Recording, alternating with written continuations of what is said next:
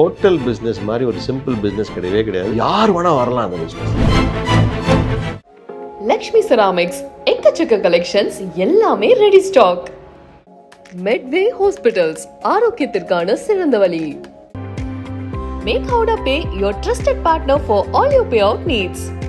2008 அங்கே கடை ஆரம்பிக்கும் பொழுது நமக்கு தான் சமைக்க தெரியுமே, நம்ம பண்ணிடலாமே அப்படி தான் ஆரம்பிச்சது. அது தட்டு தடுமாறி கற்றுக்கிட்டது தான் இந்த பிஸ்னஸ். எடுத்த முதல் மாதத்துலேருந்தே முதல் நாள்லேருந்தே சக்ஸஸ்ஃபுல்லாக இருந்ததுன்னு சொல்லவே முடியாது. முதல் 10 வருஷம் ரொம்ப ஸ்ட்ரகிளாக தான் இருந்துச்சு. தோசை மாவை நான் 30 ரூபாய்க்கு வாங்கி அதில் ஒரு கரண்டி தோசையை நான் 30 ரூபாய்க்கு ஹோட்டலில் விற்கிறாங்க. ஸோ இதை நானே பண்ணலாமே. நானும் அப்படி தான் ஆரம்பிச்சேங்க. நான் ஒரு பக்கெட் நான் வந்து தோசை மாவு வாங்கினேன்னா 15 தோசை பண்ண முடியுதுனால ஒரு தோசைக்கு நீங்கள் $8 சார்ஜ் பண்ணுறீங்க. அந்த தோசை மாவு பக்கெட்டே $8 வர மாட்டேங்குது, $5 தானே கொடுக்குறானா. அப்போ நிறைய ப்ராஃபிட் வருமே. பேரியர்ஸ் டு என்ட்ரின்னு சொல்லுவாங்க, அந்த மாதிரி இதில் கிடையவே கிடையாது. Unnecessarily people complicate this business. நம்ம கிட்ட ஒரு கஸ்டமர் திரும்ப திரும்ப வரணும் அப்படின்னா நம்ம ஏதாவது டிஃப்ரெண்ட்டாக பண்ண தான் வருவாங்க. இப்போ நம்ம கிட்ட காஃபி நல்லா இருக்குது, காஃபி குடிக்கிறதுக்கு மட்டுமே வராங்க. ஆனால் காஃபி குடிக்க வரும்பொழுது அடையவியல் வழக்கமாக $12 இருக்கும், $5 கொடுக்குறாங்கப்பா, சாப்பிடலாம்ப்பா. ஏன்னா டெய்லி ஸ்பெஷல் இருக்குது. நம்ம $5 ஒரு ஸ்பெஷல் இருக்குது. நீங்கள் வாழைக்காய் பஜ்ஜி, நாளைக்கு உருளைக்கிழங்கு போண்டா, அதுக்கு அடுத்த நாள் மசாலா வடை, பீச் சுண்டல்.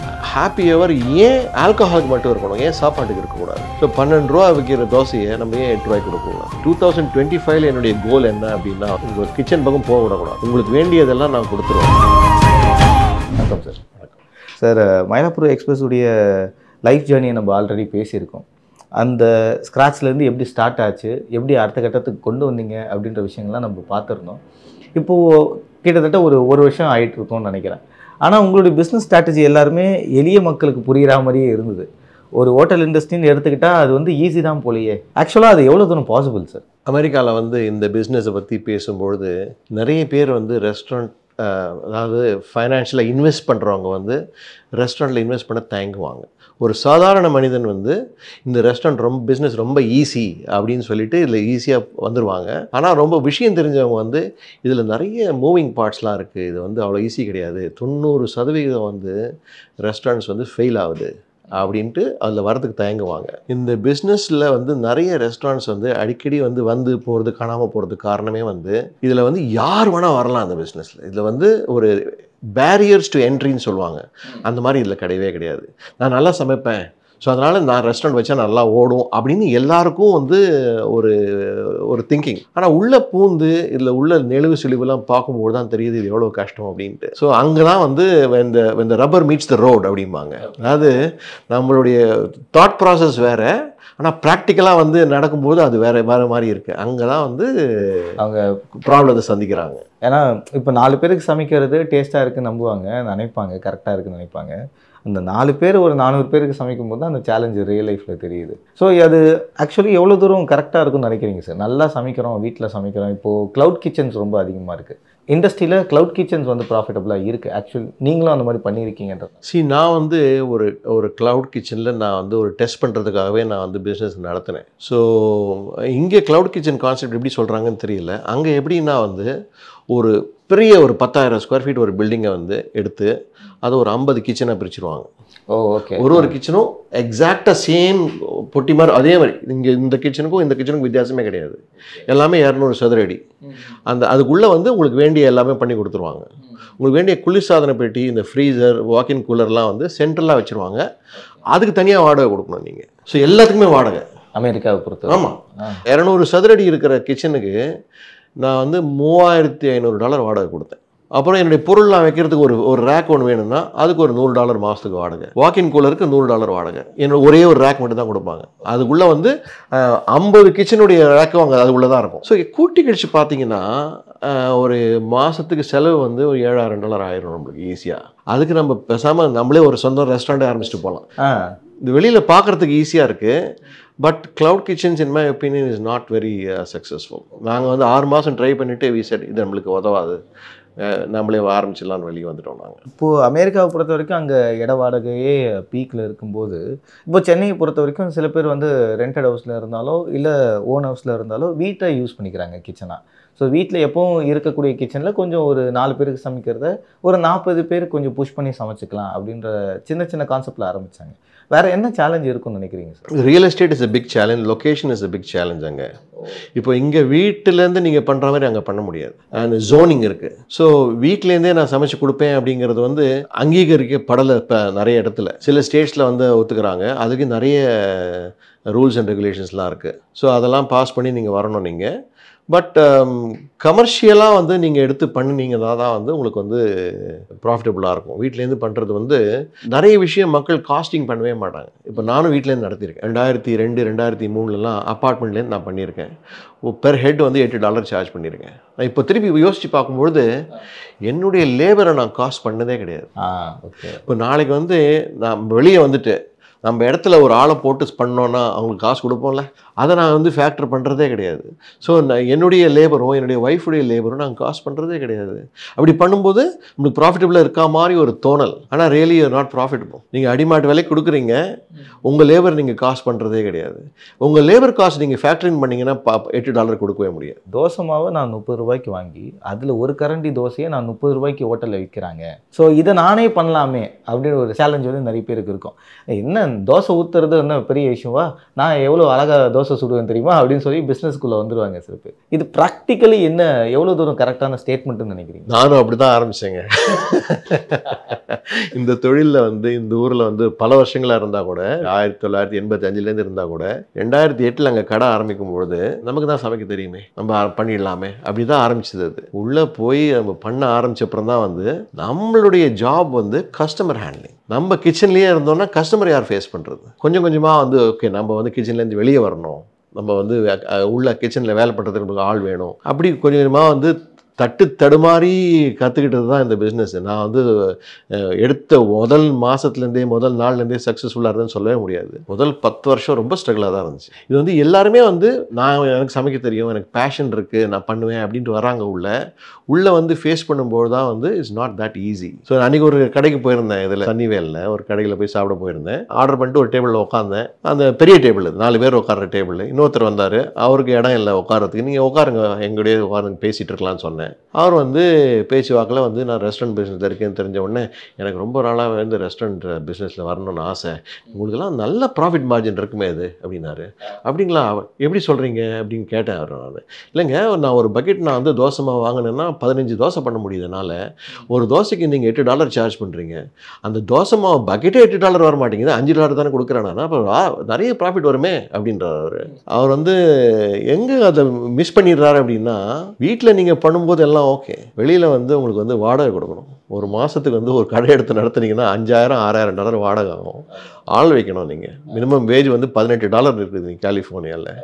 Electricity, water, utilities, credit card processing free, food cost, grocery எல்லாம் கூட்டி கழிச்சு பார்த்தீங்கன்னா the devil is in the detail. அதெல்லாம் பார்த்தீங்கன்னா தெரியும் உங்களுக்கு வந்து எவ்வளோ செலவுகள் இருக்குது அப்படின்ட்டு. And inflations. ஆமாம், சடனாக காய்கறி விலை ஏறி இருக்கும், நீங்கள் இதை ஏற்றினீங்கன்னா உடனே சண்டைக்கு வருவாங்க. ஸோ இவ்வளோ சிக்கல் இருக்குன்றது புரியுது. அண்ட் மோரோவர் லாஸ்ட் டைம் நம்ம பேசும்போது ஒரு சக்ஸஸ்ஃபுல் ரெஸ்டாரண்ட் எப்படி ரன் பண்ணணும் அப்படின்னு கேட்கும்போது சிம்பிளான ஒரு மெனு வச்சுக்கோங்கன்னு சொன்னீங்க. ஆனால் உங்கள் ஹோட்டலில் இருக்கக்கூடிய தோசையை தான் பக்கத்து ஹோட்டல்லையும் கிடைக்க போகுது. உங்கள் ஹோட்டலில் இருக்க மாதிரி மினிமம் சட்னி உங்களுடைய டேஸ்ட் வந்து பீட் பண்ண முடியலனாலும் ஏதோ ஒரு வகையில் அதே ஒரு 3 கலரில் ஒரு சட்னி வரப்போகுது. இருந்தாலும் எதுக்காக உங்கள் ஹோட்டலுக்கு திரும்ப வரணும் அப்படின்னு ஒரு கேள்வி இருக்கும் இல்லையா? அதை எப்படி வந்து மேனேஜ் பண்ணுறீங்க? ரொம்ப சிம்பிளுங்க. ஹோட்டல் பிஸ்னஸ் மாதிரி ஒரு சிம்பிள் பிஸ்னஸ் கிடையவே கிடையாது. ஆனால் unnecessarily people complicate this business. இப்போது நான் ஒரு நேற்று வந்து கீதம் ரெஸ்டாரண்ட் போயிருந்தேன். உள்ளே போன உடனே வாங்க சார், ஜெயராமன் சார் எப்படி இருக்கீங்க, அவருக்கு என் பேர் தெரியுது. 6 மாதம் முன்னாடி வந்தேன், நல்லா இருக்கீங்களா, ரெக்கக்னிஷன். சாப்பாடு எல்லா இடத்துலையும் ஒரே மாதிரி தாங்க இருக்குது. உங்களை எப்படி கவனிக்கிறாங்க, பர்சனல் டச் இருக்கா. இப்போ வந்து எனக்கு ஸ்ட்ராங் காஃபி சாப்பிட்டேன் லாஸ்ட் டைம் அப்படின்னு ஞாபகம் வச்சுக்கிட்டு வழக்கம் போல் உங்களுக்கு ஸ்ட்ராங் காஃபி தானே சக்கரை இல்லாமல் அப்படின்னு கேட்டால் எப்படி இருக்கும் உங்களுக்கு? இத்தனை நாள் கழிச்சு திருப்பி கேட்குறாரு. You are not just a face, you are a human being who is connected with the business. புரியுதுங்களா? அந்த ஹியூமன் டச் ரொம்ப ரொம்ப இம்பார்ட்டன்ட். சக்ஸஸ்ஃபுல் ரெஸ்டாரண்ட்டுக்கும் சுமாராக இருக்கிற ரெஸ்டாரண்ட்டுக்கும் டிஃப்ரென்ஸ் இதுதான். Personal involvement, service with a smile, அப்புறம் வந்து உங்கள் பர்சனல் ப்ரிஃபரன்ஸை புரிஞ்சுக்கிறது, கிளென்லினஸ், இதெல்லாம் இருந்தாலே வந்து ஒரு ரெஸ்டாரண்ட் நல்லா ஓடும். மோர் ஆஃப் வாக்கின் கிரியேட் பண்ணுறது எப்படி? ஒரு ரெஸ்டாரண்ட்குள்ளே அந்த இடத்துல சரி வாக்கின் இங்கே வச்சுக்கலாம், இங்கே வரலாம், நிறைய பேர் வரலாம், க்ரௌட் அதிகமாக காட்டுவாங்க. சில ஹோட்டலில் வந்து டேஸ்ட்டு நல்லா இல்லைன்னு வெளியிலே பேசிப்பாங்க. இந்த ஹோட்டலில் டேஸ்ட்லாம் சுமாராக தான் இருக்கும், ஆனால் எப்படி கூட்டம் வருதுன்னே தெரில அப்படின்னு பேசுகிற ஒரு மித்து இருக்குது. சில பேர் ப்ராக்டிக்கலாகவும் பார்க்குறாங்க. ஆனால் ரெஸ்டாரண்ட்குள்ளே க்ரௌடை புல் பண்ணுற ஒரு மேக்னெட் இருக்குல்ல, அது எப்படி வந்து ரெஸ்டாரண்ட்ஸ் வந்து மெயின்டைன் பண்ணுறாங்க? நம்ம அடிக்கடி வந்து இந்த ஃப்ரேஸ் வந்து நம்ம யூஸ் பண்ணுவோம், ரூம் போட்டு யோசிக்கிறாங்கப்பா அப்படின்ட்டு. ஸோ என்னுடைய டெய்லி நான் வந்து யோசிக்கிறது இதுதான், நம்ம என்ன பண்ணால் நம்ம ரெஸ்டாரண்ட்டுடைய கதவு அதிகமாக திறக்கும், நம்ம கஸ்டமர்ஸ் திரும்ப திரும்ப நம்மக்கிட்ட வரணும்னா நம்ம ஏதாவது டிஃப்ரெண்ட்டாக பண்ணணும். வழக்கமாக எல்லாரும் பண்ணுறதை நம்மளும் பண்ணிகிட்டு இருந்தோம் அப்படின்னா வந்து எதுக்கு நம்மள்ட்ட வரணும் கஸ்டமர்? சின்ன சின்ன சின்ன விஷயங்கள் தான், it makes a very big difference. இப்போ எல்லா கடையிலையும் இப்போது ஜீரக வாட்டர் உண்டு. ஆமாம், ஜீரா வாட்டர். ஜீரா வாட்டர் எல்லா கடையிலையுமே உண்டு. இது வந்து நாங்கள் வந்து ஒரு 6 மாதம் பண்ணி ஆரம்பித்தோம். இப்போ கஸ்டமரே கேட்குறாங்க, அங்கே போனால் வந்து இந்த ஜீரகம் போட்டு அந்த ஹாட் வாட்டர் இருக்கும், நல்லாயிருக்கும். அதில் ஒன்றுமே இல்லைங்க, ஜஸ்ட் பாயிலிங் ஹாட் வாட்டர், ஒரு டீஸ்பூன் ஜீரகம், அவ்வளோதான். It makes a very big difference. ரைட்டா? ஸோ நம்மக்கிட்ட ஒரு கஸ்டமர் திரும்ப திரும்ப வரணும் அப்படின்னா நம்ம ஏதாவது டிஃப்ரெண்ட்டாக பண்ண தான் வருவாங்க. இப்போ நம்மக்கிட்ட காஃபி நல்லா இருக்குது, காஃபி குடிக்கிறதுக்கு மட்டுமே வராங்க. ஆனால் காஃபி குடிக்க வரும்பொழுது அடை அவியல் வழக்கமாக 12 ரூபா இருக்கும், 5 ரூபாய்க்கு கொடுக்குறாங்கப்பா, சாப்பிட்லாம்ப்பா. ஏன்னா டெய்லி ஸ்பெஷல் இருக்குது நம்மகிட்ட. $5 ஒரு ஸ்பெஷல் இருக்குது. 3 மணிலேருந்து 6 மணி வரைக்கும் அந்த $5 ஸ்பெஷல். நீங்கள் வாழைக்காய் பஜ்ஜி, நாளைக்கு உருளைக்கிழங்கு போண்டா, அதுக்கு அடுத்த நாள் மசால் வடை, பீச் சுண்டல், அதுக்கு அடுத்த நாள் அடை அவியல், அதுக்கு அடுத்த நாள் ரவா இட்லி, ஒரு நாள் எலுமிச்சம்பழ சேவை, இப்படி புதுசு புதுசாக கொடுக்கணும். ஆனால் கொஞ்சம் லோ ப்ரைஸில் கொடுக்கணும். ஏன்னா 3 மணிலேருந்து 6 மணி வரைக்கும்ங்கிறது வந்து ரொம்ப ஸ்லோ பீரியட். நம்மக்கிட்ட வந்து ரெஸ்டாரண்ட்டை நம்ம ஃபுல் பண்ணணும். இப்போ ஹாப்பி ஹவர்லாம் பார்த்துருக்கீங்களா? ஆமாம் ஆமாம். ஹாப்பி ஹவர்னால் அந்த ஆல்கஹால்லாம் வந்து ஒரு $5 விற்கிற பியரை வந்து $2 கொடுப்பாங்க. ஹாப்பி ஹவர் ஏன் ஆல்கஹாலுக்கு மட்டும் இருக்கணும், ஏன் சாப்பாட்டுக்கு இருக்கக்கூடாது? ஸோ 12 ரூபா விற்கிற தோசையை நம்ம ஏன் 8 ரூபாய்க்கு கொடுக்கக்கூடாது? ஸோ இது மாதிரி கொஞ்சம் டிஃப்ரெண்ட்டாக திங்க் பண்ணிங்கன்னா மக்கள் வருவாங்க. ஓகே. மயிலாப்பூர் எக்ஸ்பிரஸில் காஃபி ரொம்ப நல்லா இருக்குன்றதை நீங்கள் சார் சொல்லி நாங்கள் கேட்டிருக்கோம். அன்ஃபார்ச்சுனேட்லி நாங்கள் யூஎஸ் வரல, அதனால் குடிக்க முடியல. பட் காஃபி வந்து ரொம்ப முக்கியமான ஒரு பங்கு. ஒரு டிஃபன் சவுத் இந்தியன் பிரேக்ஃபாஸ்ட்டில் சாப்பிட்டு முடிச்சுட்டு ஒரு காஃபி குடித்தா தான் அது கம்ப்ளீட் ஆன மாதிரி ஒரு ஃபீல் கொடுக்கும். ஸோ அந்த காஃபியை பெஸ்ட்டாக கொடுக்கறதுக்கு என்னென்ன விஷயங்கள் பண்ணணும்? நான் இதை அடிக்கடி சொல்லியிருக்கேன். நான் 1974, 75லலாம் வந்து இங்கே எப்படி இருந்துச்சு அப்படின்னா வந்து என்னுடைய பால்காரன் வந்து வாசலில் வந்து மாடு கன்று ரெண்டையுமே கொண்டு வந்து லேம்ப் போஸ்ட்டில் கட்டி பால் கறந்து தான் கொடுப்பாங்க. எங்கள் அம்மாவும் நானும் காலைல ஒரு 4:30 மணிக்கு வெளியே வருவோம். அம்மா பால்னு சத்தம் கேட்கும், வெளியே வருவோம். வெளியே வந்தோடனே எங்கள் அம்மா சொல்லுவாங்க, ஏதோ தண்ணி கலக்கிறான்டா, எங்கே பாடுறா, இதுக்கு எப்படியோடா இவன் கொடுக்குற பால் வந்து ஸ்ட்ராங்காக இருக்க மாட்டேங்குது, வாட்டரியாக இருக்குது, எங்கேயோ தண்ணி கறக்கிறான் அப்படிம்பாங்க. ஆனால் அப்படியே தூக்க கலத்தில் பார்த்துட்டே இருப்பேன். அந்த ஃப்ரெஷ்ஷாக கலந்த பாலில் வீட்டில் போய் அதை காய்ச்சி அதில் காஃபி போட்டு அதில் வர டேஸ்ட்டே தனி. ஒரு காலத்தில் நம்ம எப்படி பண்ணிகிட்டு இருந்தோம், எங்கள் வீட்டிலலாம் வந்து காஃபி கொட்டை வறுப்பாங்க, வறுத்து அந்த அரைக்கிற மெஷின் ஒன்று இருக்கும், கையால் இப்படி சுற்றுவாங்க, அந்த மாதிரி அரைச்சி காஃபி போட்டுட்டு இருந்தோம். இன்றைக்கி வந்து எல்லாமே வந்து ப்ரீமேட் இன்ஸ்டன்ட் ஆயிடுச்சு. வெளியில் போய் காஃபி பவுடர் வாங்கிட்டு வரோம், பேக்கெட்டில் பால் வருது. ஸோ காஃபியில் வந்து அந்த பால் ரொம்ப ரொம்ப இம்பார்ட்டன்ட்ங்க. கறந்த பால் காஃபி அப்படிங்கிறது நான் அடிக்கடி சொல்லுவேன். நான் கறந்த பால் காஃபிக்கு இருக்கிற டேஸ்ட்டு இந்த பேஸ்டரைஸ் மில்கில் வர இதில் டேஸ்ட் அது ஈக்குவல் வரவே வராது. ஸோ கறந்த பால் காஃபிக்கு டேஸ்ட்டே தனி. ஸோ அங்கே நாங்கள் ஃபார்ம்லேருந்து தான் வாங்குகிறோம். நாங்கள் இப்போ ஒரு மாதமாக நிறுத்தியிருக்கேன். ஏன்னா வந்து அந்த கறந்த பால் காஃபி அன்பேஸ்டரைஸ் மில்க் வந்து அந்த பேர்ட் ஃப்ளூ வருது அப்படின்னாங்க. அதனால் எஃப்டிஏவே தடை விதிச்சிருக்கிறதுனால நான் ஸ்டாப் பண்ணி வச்சிருக்கோம். ஸோ ஃபார்ம்லேருந்து வாங்குறது இல்லை நாங்கள். ஆனால் நாங்கள் ஃபார்ம்லேருந்து வாங்கி காஃபி போடுறோம். அந்த ஃபார்ம்லேருந்து வாங்கி காஃபி போடும்போது என்ன ஆச்சு அப்படின்னா, மக்கள் என்ன பேச ஆரம்பித்தாங்க அப்படின்னா, இந்த மில்க்கு நாங்களும் வாங்குகிறோமே, நாங்கள் வந்து அதே ஃபார்ம்லேருந்து தானே எங்களுக்கும் வருது, நாங்கள் வந்து நைட்டு ஒரு 10 மணிக்கு போய் ஒரு பார்க்கிங் லாட்டில் வெயிட் பண்ணுவோம், அப்போ தான் வரும் பால், நான் வாங்கிட்டு வருவோம் அப்படின்னு சொல்லிட்டாங்க. அந்த கறந்த பால் கிடைக்கிறது கஷ்டமாக இருக்குது. நான் என்ன சொன்னேன், நீங்கள் ஏன் 10 மணிக்கு போகிறீங்க பார்க்கிங் லாட்டில், சேஃப்டியே கிடையாது, அந்த பாலை நானே வாங்கி வச்சுக்கிறேன், ஏன்னா எனக்கு தான் தேவைப்படுது கடைக்கு, எனக்கு எக்ஸ்ட்ரா சார்ஜ் வேண்டவே வேண்டாம், நீங்கள் எங்கள் கடையில் வந்து வாங்கிக்கோங்க, உங்களுக்கு சேஃப்டியாகவும் இருக்கும், நீங்கள் எப்போனா வந்து கடையில் அந்த பாலை பிக்கப் பண்ணிக்கலாம்.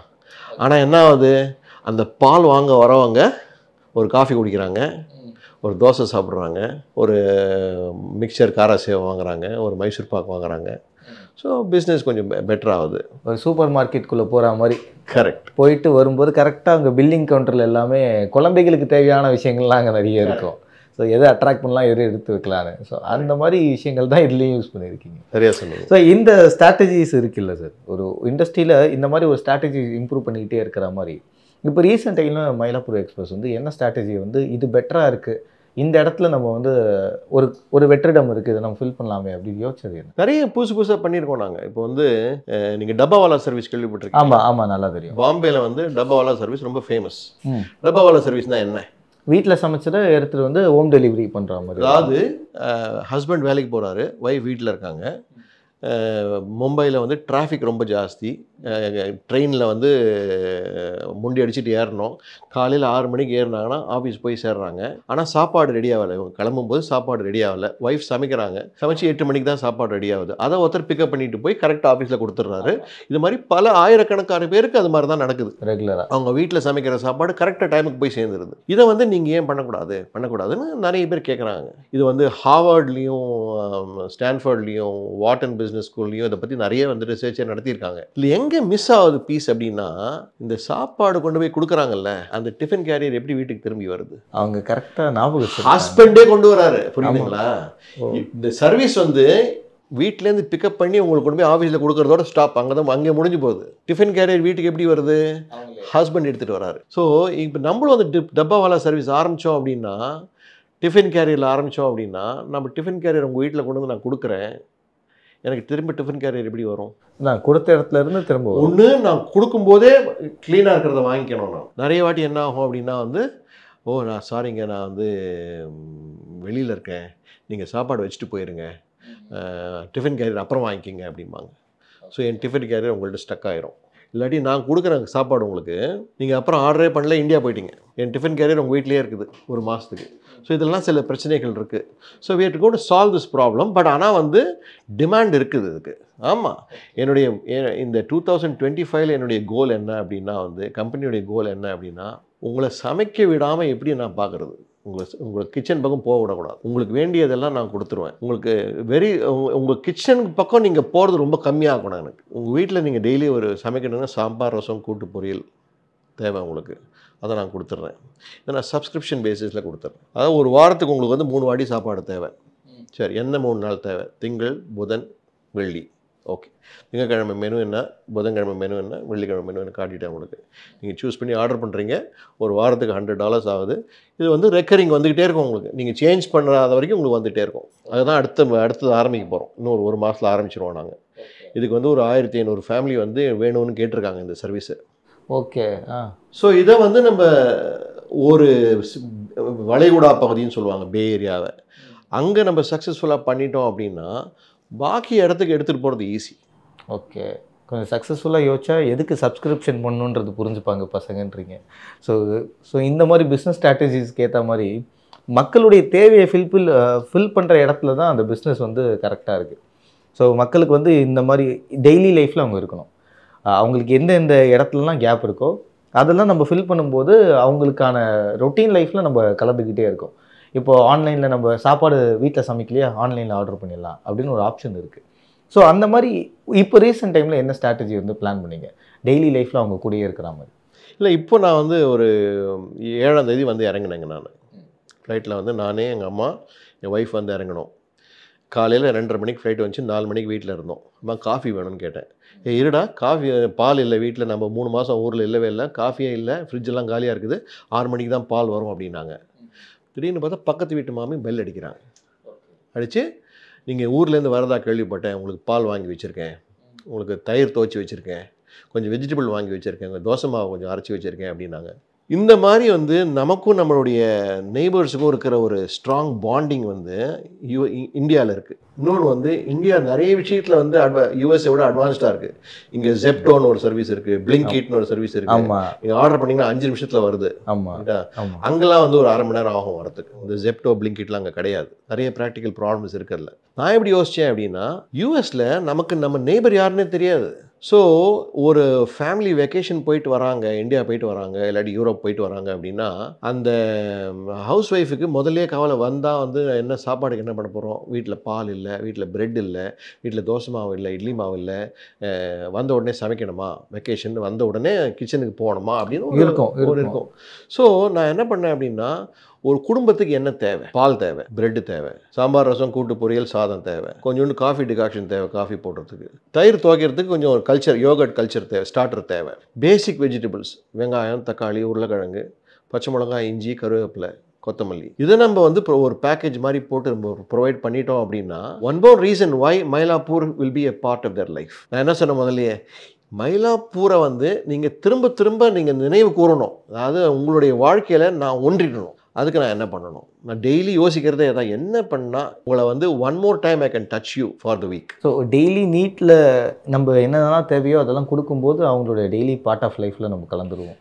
அது அவ்வளோ ஈஸி கிடையாது. ஏன்னா நம்ம வீட்டில் வந்து நம்ம வந்து சப்ஸ்டாண்டர்ட் ப்ராடக்ட் யூஸ் பண்ணுறதே கிடையாது. கடலெண்ணெய் யூஸ் பண்ண மாட்டீங்க, சோயாபீன் ஆயில் யூஸ் பண்ண மாட்டீங்க.